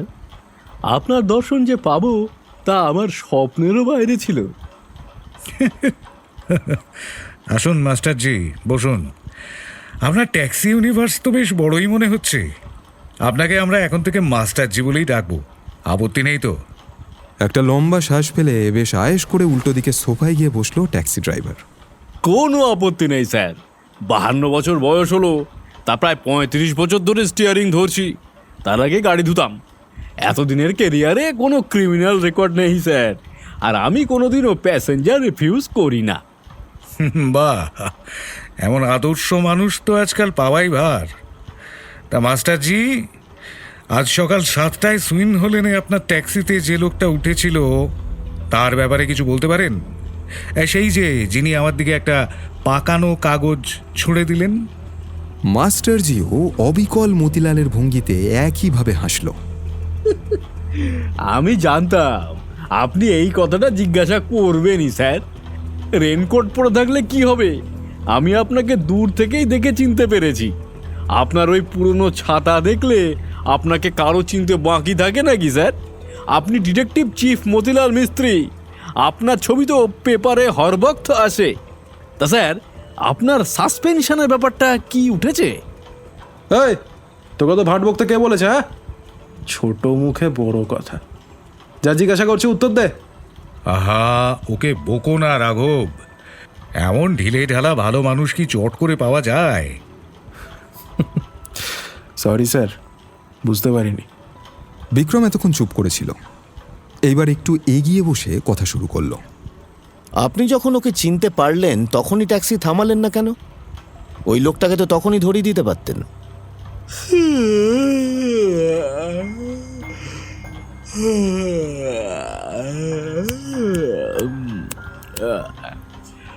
ট্যাক্সি ইউনিভার্সের মাস্টারের হাই তোলা দেখে মনে হলো যেন বেশ কয়েক বছরের অক্সিজেন ও একই সঙ্গে নিয়ে নিল। রাঘবের ধমকে একেবারেই পাত্তা না দিয়ে বিক্রমের দিকে ঘুরে বসলেই মাস্টারজি। আরে স্যার, ধরিয়ে দিলে কি আর মজা হতো? হ্যাঁ, আমি তো সারাটা দিন লোকটার উপর নজর রেখেছি, ঠিক একটা ওই টিকটিকির মতো। হ্যাঁ, জানতাম সন্ধ্যাবেলার মধ্যে এই মতিবাবু ঠিক আমাকে খুঁজে বের করবেন।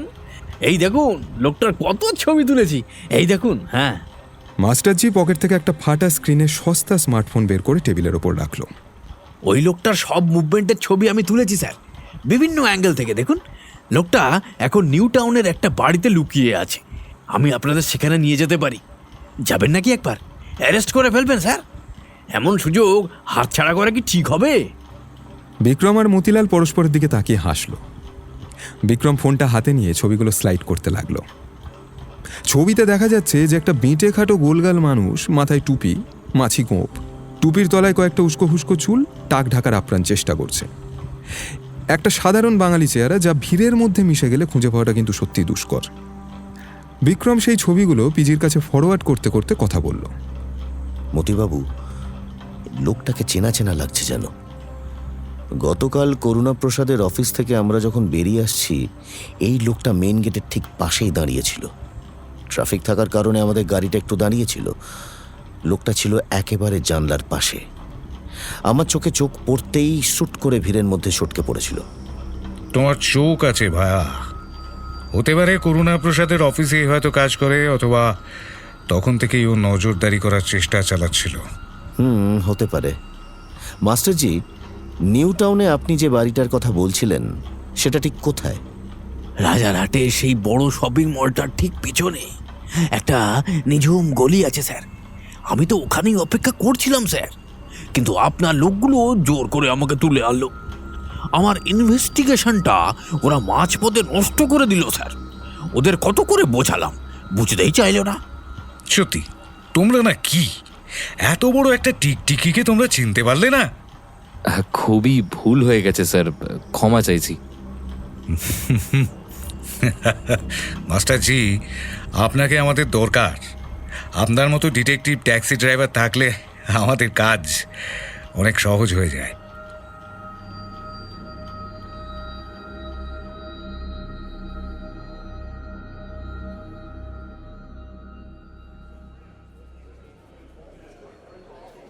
রাত 8টা। শহরের একটা নামি মলের এক কোণে কফি শপে বিক্রম অপেক্ষা করছিল। মতিলাল আসতেই ও উঠে দাঁড়িয়ে হাত মেলালো। গায়ে একটা কালো লেদারের জ্যাকেট, চোখ মুখে একটা অদ্ভুত ধরনের প্রশান্তি, যা কোনো একটা কঠিন মিশনের আগেই ওর মধ্যে দেখা যায়। বসো ভায়া, পিজি এসেছে। আর ঠিক তখনই পাশের টেবিল থেকে এক বৃদ্ধ হাসি খুশি গলায় কথা বলে উঠল। পিজি সবসময় অন টাইম মতিবাবু। মতিলাল ঘাড় ঘুরিয়ে দেখলেন পক্ক কেশ, পাকা গোঁপ, মোটা সোটা চেহারার এক বৃদ্ধ টেবিলে ল্যাপটপ খুলে বসে তার দিকে তাকিয়ে আছে। ডেনমার্কে যদিও এই সময় খুব একটা ঠান্ডা নেই, 20 ওপরে ওঠে না কখনো, তবু কলকাতার মতো ব্যবসা গরমের মধ্যে এসে পড়লেও পিজির কিন্তু কোনো হেলদোল নেই। ওকে দেখে মনেই হচ্ছে না যে সকালে লম্বা জার্নি করে এসেছে ও। তাহলে এই টেবিলেই চলে এসো ভায়া, কাজ শুরু করা যাক। করুণাপ্রসাদের ফোন আর ল্যাপটপের ক্লোন ইমেজ তো তোমার কাছে আছে। ব্রেকিং নিউজ কিছু পেলে? ব্রেকিং নিউজ তো কেবল শুরু মতিবাবু।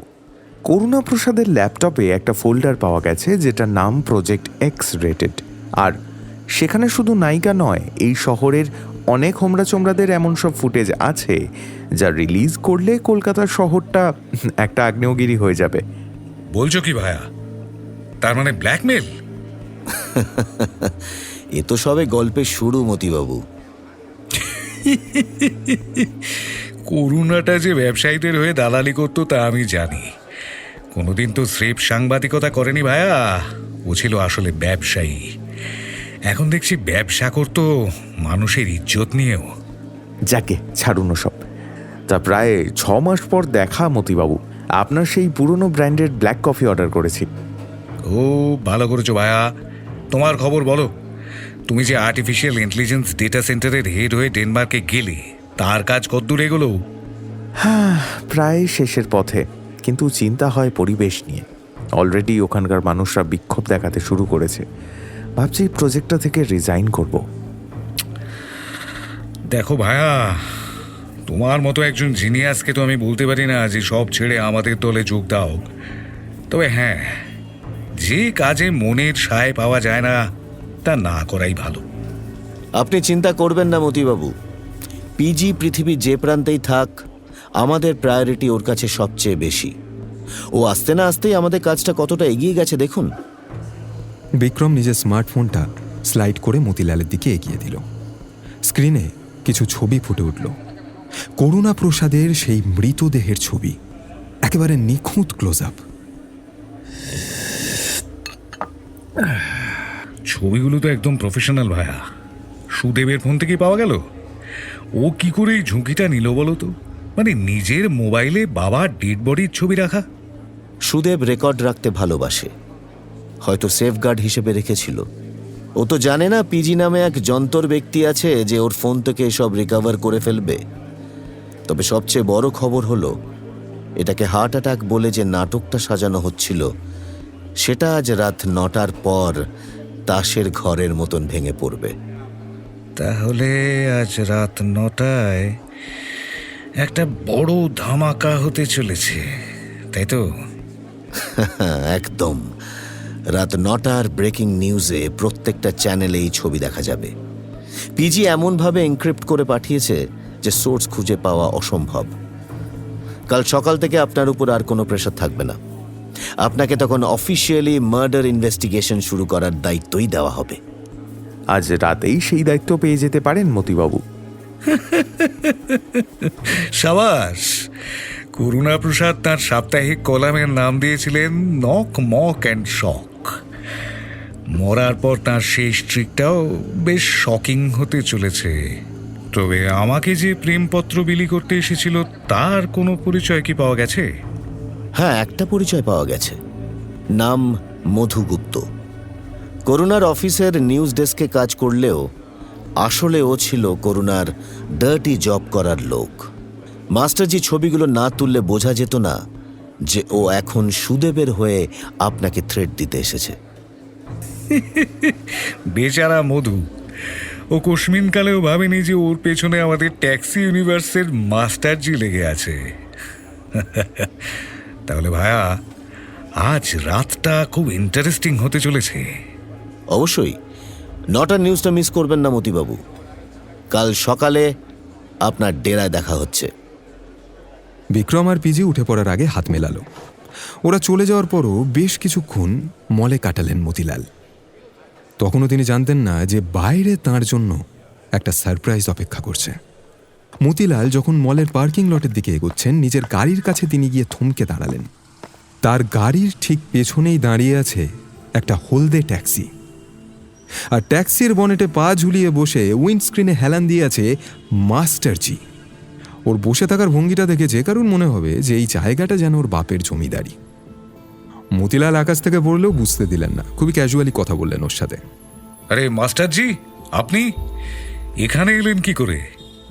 মাস্টারজি অত বড় ভুঁড়ি নিয়ে তড়াক করে লাফিয়ে নামলো ট্যাক্সির ওপর থেকে। নেমেই একটা বেশ কায়দা করে স্যালুট ঠুকলো। বাড়ি যাচ্ছিলাম স্যার, হঠাৎ পার্কিংয়ের আপনার গাড়িটা দেখে চিনতে পারলাম। নিজেকে বললাম, আরে মাস্টার, তোর মাস্টার এখানে, তুই যাস কোথায়? তাই দাঁড়িয়ে বললাম, স্যার কোনো হুকুম আছে?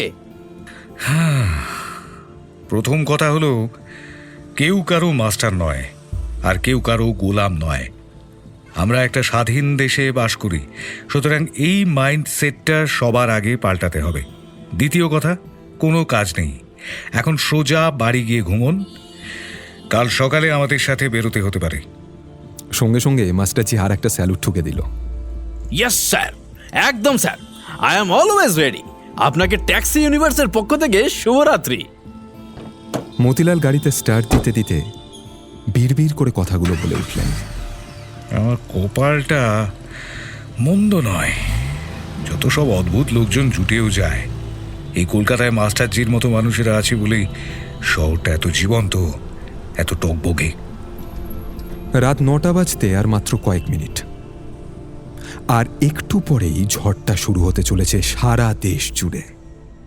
রাত 9টার ব্রেকিং নিউজে দেখা যাবে করুণা প্রসাদের অ্যান্টি চেম্বার, আর সেই অ্যান্টি চেম্বারে পড়ে থাকা করুণা প্রসাদের করুণ পরিণতির দৃশ্য। টিপটিপিয়ে বৃষ্টি শুরু হলো বাইরে।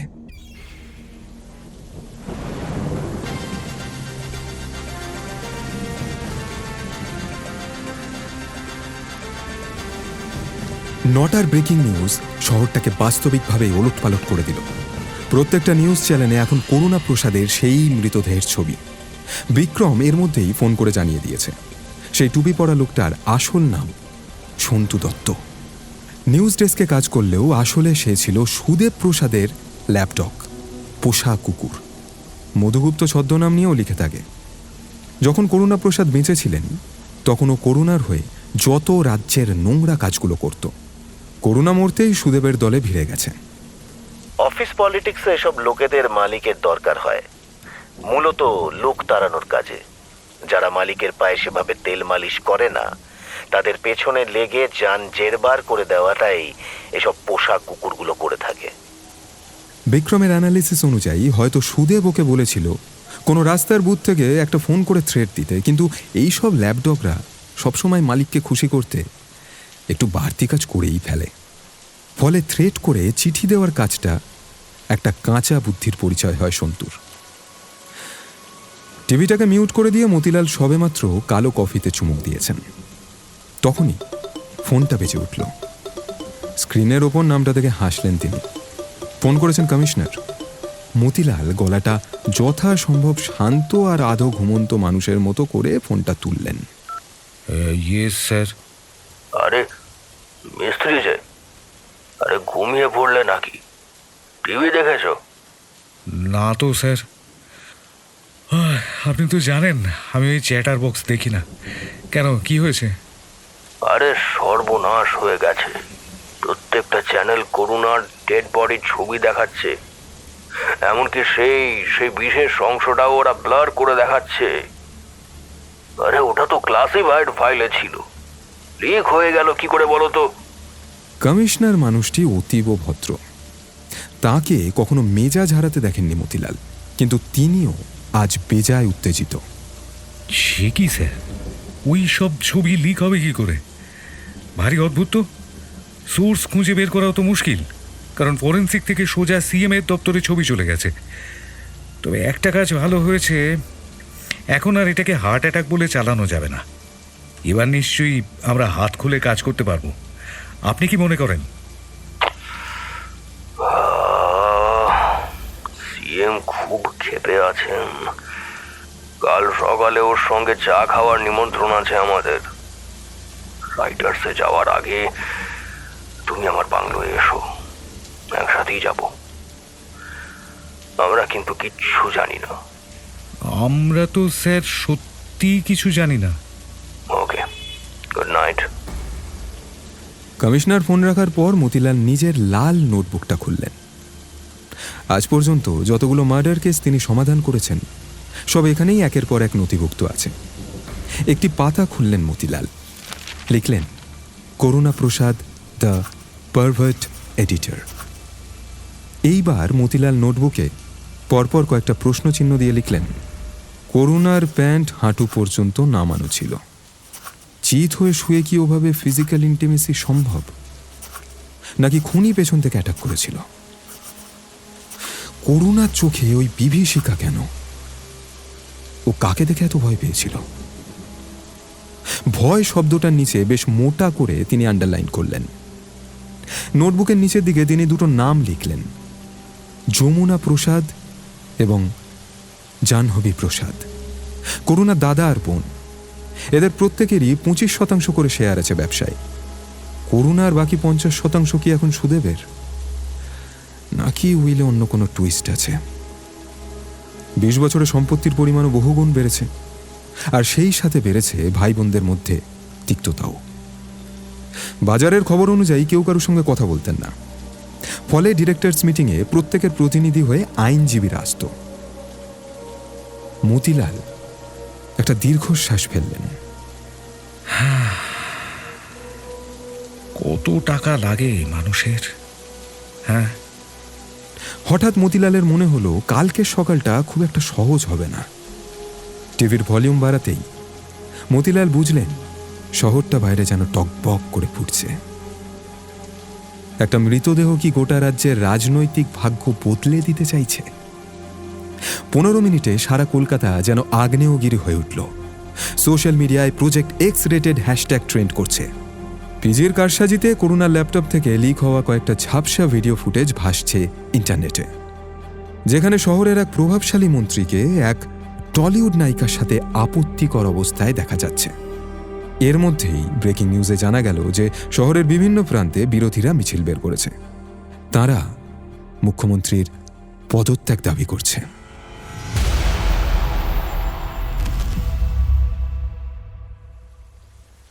সকাল 10টায় একটা গোপন স্থানে জরুরি তলব। আলাদাভাবে সিএম নাকি দেখা করতে চান মতিলাল আর কমিশনারের সঙ্গে। বাইরে বৃষ্টির সেই ধারাপাত চলছে। এই বৃষ্টি যদি আর 1 ঘন্টা স্থায়ী হয় তাহলে কলকাতা আস্ত একটা ভেনিসে পরিণত হবে। তবে সেই ভেনিসের মধ্যে থাকবে না কোনো ঐতিহাসিক রোম্যান্টিকতা, বরং সাধারণ মানুষের জন্য তা হয়ে উঠবে এক চরম প্রতিহিংসা।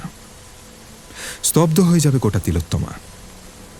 কমিশনারের গাড়িতেই মতিলাল রাইটার্স বিল্ডিংয়ের দিকে রওনা হলেন। পেছনে মতিলালের 2জন বডিগার্ড রয়েছে তার নিজের গাড়িতে। কমিশনার জানলার বাইরে দিয়ে তাকিয়ে কথা বললেন। তুমি এখন তাহলে খুশি তো মিস্ত্রি? তুমি এখন ফ্রি। হার্ট অ্যাটাকের নাটকটা তো কাল রাতেই শেষ হয়ে গেল। মতিলাল এবার তার টিপিক্যাল হাসিটা হাসলেন, কোনো মন্তব্য করলেন না। তিনি জানেন যে তার বসটি কিন্তু যথেষ্ট বুদ্ধিমান এবং সহমর্মী। কমিশনার গলাটা নামিয়ে ড্রাইভারের দিকে আর চোখে তাকিয়ে ফিসফিস করে পরের কথাগুলো বললেন। এই আলোচনাটা শুধু তোমার আর আমার মধ্যে থাকুক মিস্ত্রি। তুমি কি সুদেবকে সন্দেহ করছো? সুদেবের ল্যাপডগ সন্তু দত্ত যেভাবে আমাকে হুমকি দিতে এসেছিল তাতে সন্দেহ হওয়াটাই স্বাভাবিক স্যার। তবে এটা ওর ব্যক্তিগত অতি উৎসাহ হতে পারে। আমি এখনই ওকে অ্যারেস্ট করতে চাই না। আমি চাই আপাতত ওদের মুভমেন্টগুলো গোপনে ওয়াচ করতে। একদম সঠিক সিদ্ধান্ত। তোমার জায়গায় আমি থাকলেও একই কাজ করতাম। কিন্তু মিস্ত্রি, আমি বুঝতে পারছি না সুদেব কেন তোমাকে হুমকি দেওয়ার মতো কাঁচা কাজ করতে গেল। আমি ঠিক এই ডটটুকুলো মেলাতে পারছি না। আমার মনে হয় ওটা সন্তু অতি উৎসাহের বসে করে ফেলেছে। সুদেব হয়তো অতটা করতে বলেনি। আর এই যে ছবিগুলো লিক হয়েছে, আমার ধারণা ওগুলো সুদেবের মোবাইল থেকেই এসেছে। ও নিশ্চয়ই কোনো বিশেষ ফায়দা লুটতে ছবিগুলো নিজের ফোনে রেখেছিল। স্যার, আমাদের প্রথম কাজ হলো সুদেবের মোবাইলটা সিজ করা। সিএম এর সাথে এই বিষয়ে কথা বলতে হবে, কারণ ওর অনুমতি ছাড়া এই কাজটা করা যাবে না। মুখ্যমন্ত্রীর ঘরে ঢোকার আগে কমিশনার আশ্বস্ত করলেন মতিলালকে। বেশ, এখন থেকে তুমি যা প্রয়োজন মনে করবে তাই করবে। ফুল অথরিটি তোমাকে দিলাম, যাও। মুখ্যমন্ত্রীর সাথে মিটিং বেশিক্ষণ চলল না। সুদেব প্রসাদকে তলব করা হলো। ক্লাসিফাইড ডেটা চুরির দায়ে মতিলাল অফিসিয়ালি ওর মোবাইল ফোনটি কনফিসকেট করলেন। সুদেব রাগে ফুঁসছিলেন তখন, কিন্তু মুখ্যমন্ত্রীর সামনে কিন্তু টু শব্দটি করার তিনি সাহস পেলেন না। স্যার, এখন থেকে ওই পত্রিকার মালিক থেকে শুরু করে সাংবাদিক সবাইকে আমি আমার অফিসে ডেকে জেরা করব। পুলিশের কাজে কেউ বাধা দিতে পারবে না। মুখ্যমন্ত্রী সায় দিলেন। মোবাইলটা ডিজিটাল ফরেন্সিক ল্যাবে পাঠানোর আগে একবার পিজি আর বিক্রমের হাত দিয়ে ঘুরিয়ে নিতে হবে। সরকারি ল্যাবের চেয়ে পিজির আঙুল অনেক বেশি দ্রুত চলে। বিক্রমকে এনক্রিপ্টেড মেসেজ পাঠালেন মতিলাল। আর্জেন্ট মিটিং দরকার, কোথায় আছো? বিক্রমের রিপ্লাই এলো সঙ্গে সঙ্গেই। আপনি কোথায় আছেন এখন? করুণার অফিসে যাচ্ছি, মার্ডার স্পটটা আরেকবার খতিয়ে দেখতে চাই। আমি আসছি, ফোনটা কাছে রাখুন, আমি কালেক্ট করে নেব। 2 ঘন্টার মধ্যে ডেটা ক্লোন করে ফোন ফেরত পেয়ে যাবেন। রাতে আপনার ওখানে ডিটেইলড আলোচনা হবে। মতিলাল তখনও পর্যন্ত জানতেন না যে রাত পর্যন্ত অপেক্ষা করার প্রয়োজন হবে না। তার আগেই রহস্য এমন একদিকে বাঁক নেবে যা তিনি কখনোই কল্পনা করতে পারেননি। সল্টলেকের সেক্টর 5-এ গাড়ি যত এগোচ্ছিল, চারপাশের নিস্তব্ধতা তত বেশি গিলে খাচ্ছিল শহরটাকে। সল্টলেক জায়গাটা এমনিতে দিনের বেলাতেও কেমন একটা যেন ভৌতিক, সাজানো গোছানো সব বাড়ি, কিন্তু রাস্তায় মানুষের দেখা নেই। শহরের অন্যান্য প্রান্তের মতো জীবনের স্পন্দন এখানে যেন অনুপস্থিত। জানলা দরজাগুলো সব শক্ত করে বন্ধ, যেন কি এক অনিশ্চিত ভয়ের থেকে বাঁচতে চাইছে সবাই। অনেক বাড়িতেই হয়তো বৃদ্ধ মা বাবা একা পড়ে আছেন, আর তাঁদের ছেলেমেয়েরা বিদেশ থেকে সিসিটিভি ক্যামেরার সাহায্যে সেই অসহায়তা দেখছে এবং নার্সকে সেই অনুযায়ী নির্দেশ দিচ্ছে। এই বয়সটা কি সবার জন্য ফোকলা মুখে কোটরাগত 2টি চোখ নিয়ে অপেক্ষা করে থাকে না? ছেলেমেয়েরা কি জানে না এসব কথা? জানে হয়তো। মতিলাল ফোনের স্পিকারে দেবাশিস আর রাঘবকে ইনস্ট্রাকশন দিলেন ফ্রি প্রেস এক্সপ্রেসের অফিসে পৌঁছাতে। করুণা প্রসাদের অফিস আর বাড়ি বেশ পাশাপাশি। ওদিকে জলাভূমি আর জঙ্গলটা শুরু হয়েছে। জায়গার আইসোলেটেড, ঠিক যেমনটা সম্ভবত করুণা প্রসাদ পছন্দ করতেন।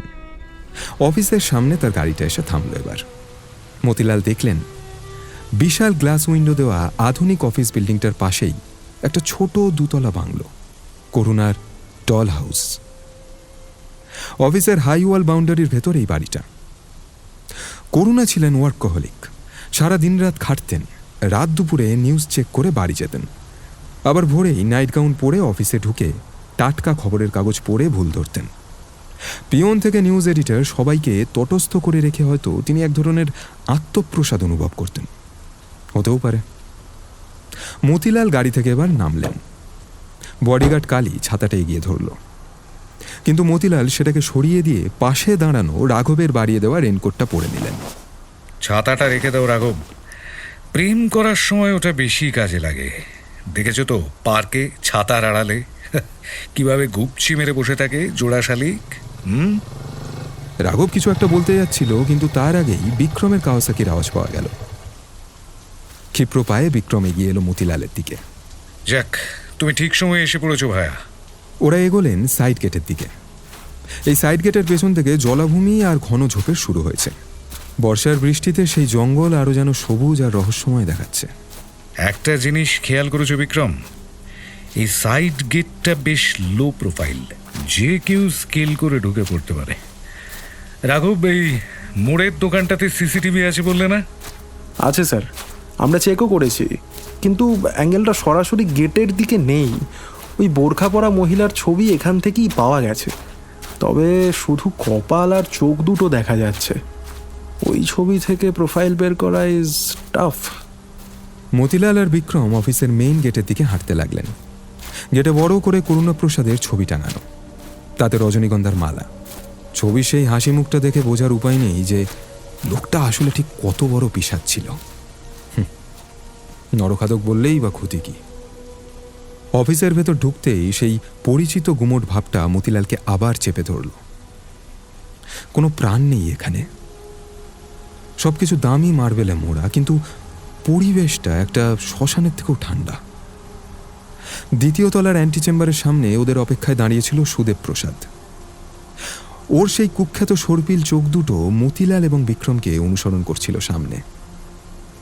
সুদেব ওদের স্বাগত জানালো। আসুন স্যার, রুমটা খোলাই আছে, কোনো সাহায্য লাগলে বলবেন কিন্তু। আপনি বাইরেই থাকুন মিস্টার প্রসাদ, আমাদের এখন কাজ আছে। ভেতরে কারোর ঢোকা আপাতত নিষেধ। আমরা যতক্ষণ আছি অফিস থেকে কারো বাইরে যাওয়াও নিষেধ। সুদেব বোধহয় এতটা আশা করেনি, একটু থমকে দাঁড়িয়ে পিছিয়ে গেল। ওকে স্যার, আপনারা কাজ করুন, কেউ আপনাদের ডিস্টার্ব করবে না।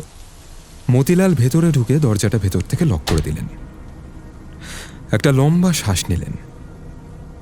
এখন এই ঘরটাই হচ্ছে তার রণক্ষেত্র। ফরেন্সিক রিপোর্ট আর ছবির বাইরেও এমন কিছু একটা এই ঘরে আছে যা সুদেব প্রসাদও নিশ্চয়ই জানত না। বিক্রম, সময় কম। পিজিকে বলো এই ফোনের ভেতর এমন কিছু খুঁজতে যা দিয়ে করুণার সেই প্রজেক্ট এক্স রেটেড আর এই খুনের ডিরেক্ট কানেকশন পাওয়া যায়। চিন্তা করবেন না, পিজির কাজ শুরু হয়ে গেছে। ও ক্লোন থেকেই অনেকটা আইডিয়া পেয়ে যাবে, তবে হার্ড ডিভাইসটা অবশ্যই কাজে আসবে। মতিলাল এবার ঘরের মাঝখানে এসে দাঁড়ালেন। করুণার মৃতদেহটা যেভাবে পড়েছিল সেই পজিশনটা রিক্রিয়েট করতে হবে। আর ঠিক তখনই আলমারির পেছনে একটা দেওয়ালের দিকে তার দৃষ্টি আকর্ষণ করল বিক্রম। ওখানটা দেখেছেন মতিবাবু? সাজানো গোছানো অ্যান্টি চেম্বারের সঙ্গে জায়গাটা বেমানান নয়? মতিলাল এবং বিক্রম এগিয়ে গেল সেই দিকে। সেখানে দেওয়ালের পলেস্তারাটা একটু খসে পড়েছে, যেন কেউ খুব সাবধানে ওখান থেকে কিছু একটা সরিয়ে নিয়েছে। দেওয়ালের সেই খসে পড়া পলেস্তারার কাছে হাত বোলাতেই মতিলালের আঙুল একটা ধাতব লিভারে ঠেকল। সেটা সজোরে চাপ দিতেই আলমারির পাশের দেওয়ালটা ক্যাঁচ ক্যাঁচ শব্দ করে সরে গেল।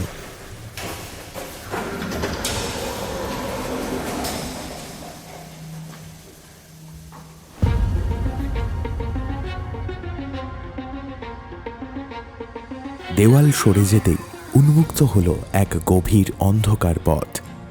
কোথায় গিয়ে মিশেছে এই ঘুটঘুটে অন্ধকার সুড়ঙ্গ? এই গহীন অন্ধকারের বুকেই কি লুকিয়ে আছে নামজাদা সম্পাদক করুণা প্রসাদের বীভৎস মৃত্যুর আসল কারণ? মৃত্যুর ঠিক আগে কি এমন দেখেছিলেন তিনি যা তার চোখ দুটোকে আতঙ্কে জমিয়ে দিয়েছিল? সাসপেন্ডেড ডিটেকটিভ মতিলাল মিস্ত্রি ও তার সঙ্গী বিক্রম কি পারবে এই অজানা রহস্যের জট খুলতে? এই সকল প্রশ্নের উত্তর রয়েছে গল্পের আগামী পর্বে। শুনছিলেন কেয়ার অফ কাহিনীর বিশেষ নিবেদন সঞ্জীব সিনহার কলমে বিক্রম দা সিরিজের কাহিনী ব্রেকিং নিউজ প্রথম পর্ব। আজকের গল্প পাঠে রয়েছে শুভ্রদীপ বণিক, বিক্রমের চরিত্রে অংশুমান পাল, মতিলাল মিস্ত্রির চরিত্রে শান্তম চক্রবর্তী, মুখ্যমন্ত্রীর চরিত্রে কৌশিক ব্যানার্জি, পুলিশ কমিশনার শুভঙ্কর দেবনাথ। এছাড়া অন্যান্য চরিত্রে নীল চক্রবর্তী, সৌরভ রায়, আসঞ্জন ব্রহ্মচারী, পার্থ মুখার্জি, সৌমিক দাস, দিতিপ্রিয়া রায় এবং তানিশা দাস। আজকের গল্পের সূত্রধার ও পিজির চরিত্রে আমি অভিজিৎ।